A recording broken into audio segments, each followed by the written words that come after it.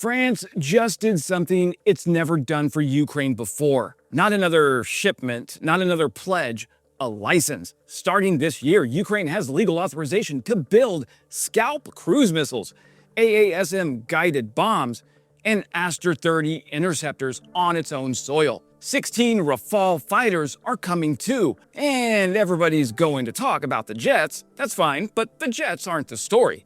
The license is the story because a country that can manufacture its own missiles doesn't have to wait on anyone else's warehouse. Hey friends, I'm Wes O'Donnell, multi-branch veteran, law grad, and I promise, no bad French impersonations this time. The X-Wing is a combat enhancer. No, it does the dirty work.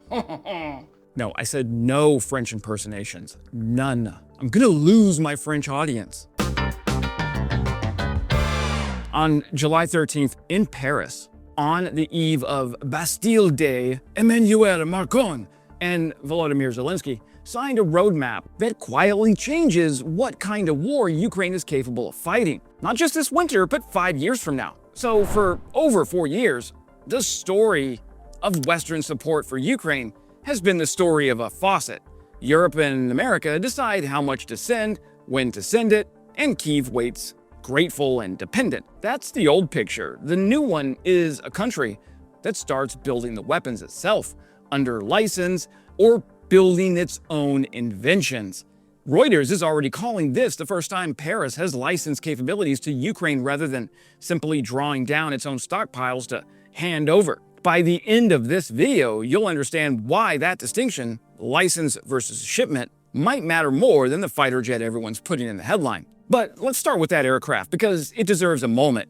Ukraine is acquiring 16 Rafale multi-role fighters, the first tranche of a letter of intent from last November that eventually covers up to 100 jets. Delivered over roughly a decade, delivery of the first batch runs from 2028 to 2029, with Ukrainian pilots and mechanics beginning training in France this year. The first 4 aircraft transfer once that training is complete. Each Rafale comes loaded: AASM precision hammer bombs, Mica and Meteor air-to-air missiles, Scalp cruise missiles, giving Ukraine a genuine long-term fighter backbone that isn't dependent on whatever second-hand fighters a donor country happens to be retiring that year. For scale, France itself currently flies around 146 Rafales, split between its Air Force and its Navy, with dozens more on order. Ukraine isn't buying into some boutique niche aircraft here. It's buying into the same production line and the same weapons ecosystem a major NATO Air Force runs its own front line on. Compare that to where Ukraine's Air Force sits today, a patchwork of roughly 30 F-16s, 6 Mirage 2000s, and a shrinking, increasingly cannibalized pool of Soviet-era MiG-29s, Su-27s, Su-24s, and Su-25s. Those get harder to keep flying every month as parts stop arriving from a country Ukraine is no longer allowed to buy from, nor would they want to. Now, a Rafale without a sustainment pipeline is an expensive sculpture with wings. Training pipelines, spare parts, hardened basing, weapons stocks, that infrastructure takes years to stand up. Financing isn't even locked down yet. Dassault reportedly wants advance payments before it treats this as a firm order, and the funding path, some mix of NATO member pledges and French bank loans, hasn't been finalized publicly. But the Rafale is a real bridge to a modern fleet. If the Rafale is what gets the headline, the part buried deeper in the announcement is the one that should worry Moscow. France has authorized licensed production inside Ukraine of AASM hammer-guided bombs. That's right, it's hammer time. Stop! Hammer time! And Scalp cruise missiles by the end of this year, with production starting as soon as it can. France and Italy jointly authorized licensed production of Aster 30 interceptors on the same accelerated timeline. That's 3 separate munitions, precision air-to-ground, long-range strike, and high-end air defense, all shifting from something Ukraine receives to something Ukraine makes. Think about what that license actually transfers versus what a shipment transfers. A shipment gives you the object. A license gives you the knowledge, the tooling rights, and a manufacturing footprint that doesn't evaporate the moment a European election changes who's answering the phone in Paris or Washington. It's the difference between somebody mailing you a spare tire every time you get a flat, and somebody teaching you how to run the tire shop yourself, and handing you the lug wrench. So let's get specific, because air defense battery is doing a lot of hand-waving in most of this coverage. A SAMT NG battery, it's 4 components working together. An engagement module that functions as the command and control brain, a 360-degree multifunction radar, either Thales Ground Fire 300 or a Leonardo Ground Mobile high power set, and up to 6 launchers, each carrying 8 missiles. Do the math on that, and one full battery can have as many as 48 Aster interceptors loaded and ready to fire at once. That's a genuine layered shield that can track dozens of inbound threats simultaneously and decide in milliseconds which interceptor goes up against which target. Ukraine's package layers radar reinforcement on top of that. 5 GM400 radars, 1 GF300 radar, and a Kronos radar, all financed under the EU's Ukraine Support Loan Framework. While the new generation batteries get built, France is sending 2 current model SAMT systems as an interim bridge, to be returned once the newer hardware arrives. And because ballistic defense can't wait for a production schedule, France and Italy also agreed to accelerate delivery of already agreed Aster 30 missiles by this October, ahead of the licensing kicking in. Air defense, it's about the whole kill chain staying alive at the same time. Sensor, computer, interceptor, and the human crew running all 3 under pressure, watching Ukrainians get handed radars, batteries, and now the actual license to build the interceptors that feed those batteries. That's somebody handing Ukraine the entire chain, not just one link of it. In my experience, that's the only version of air defense that actually survives contact with a determined enemy. A radar without missiles is a very expensive weather station. A missile without a radar is a very expensive fireworks display. You get the point. You need the whole chain alive, together, under one command structure, or none of it does what it's supposed to do. And there's a second piece of this relationship that hasn't gotten nearly the coverage in the press as it should have, and it might matter just as much in the long term. France is also backing Ukraine's own Freya anti-ballistic interceptor project through industrial cooperation with French firms and expertise from France's DGA, its defense procurement agency. That's France helping Ukraine build a Ukrainian one. Put that next to the licensed production of Scalp, AASM Hammer, and Aster 30, and a pattern starts to show up.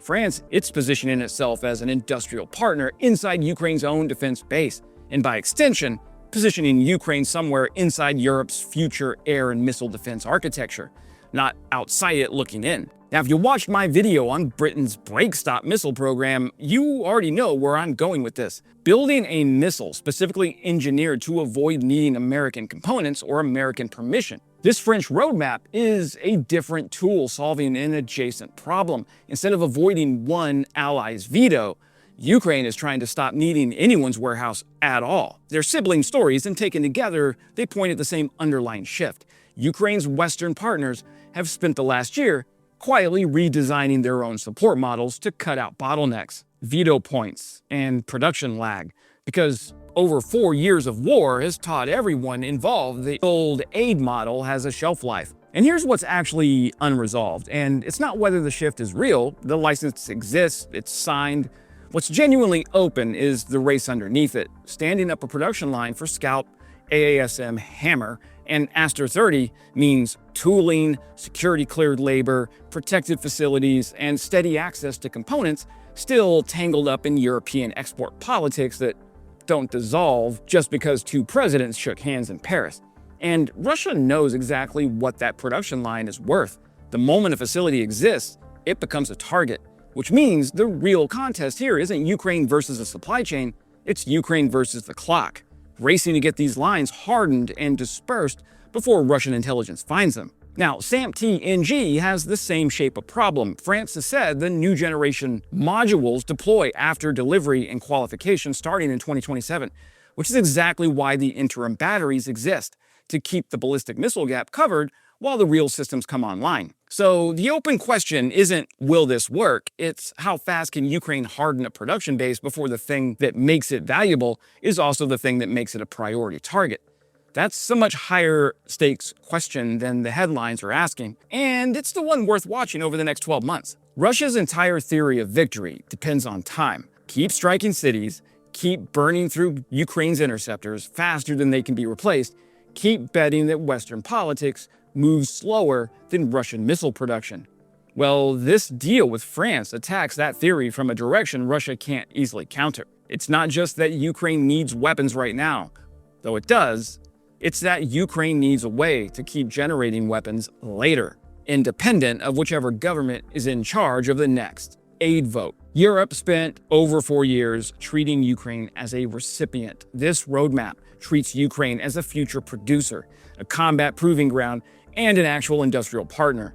That is a different relationship than the one that's existed since February of 2022. Financing for the 16 Rafales isn't fully settled, and the funding path hasn't been finalized publicly. The 2028-2029 delivery window is a target, not a guarantee, but production capacity inside Ukraine for Scalp, for AASM, and for the Aster 30 is a big deal, and the Freya project is early enough that French involvement could provide fair amounts of expertise and industrial cooperation. So, France's announcement is easy to misunderstand if you only count jets and missiles, because 16 Rafales makes for a great thumbnail and a mediocre argument. The real story is quieter than a fighter jet and a lot more dangerous to Russia's entire strategy. Ukraine isn't just trying to survive this upcoming winter's missile barrage, it's trying to become the kind of country Russia can't starve into exhaustion, because you can delay a shipment, you can slow walk a political coalition, but you can't unteach a country how to build its own weapons.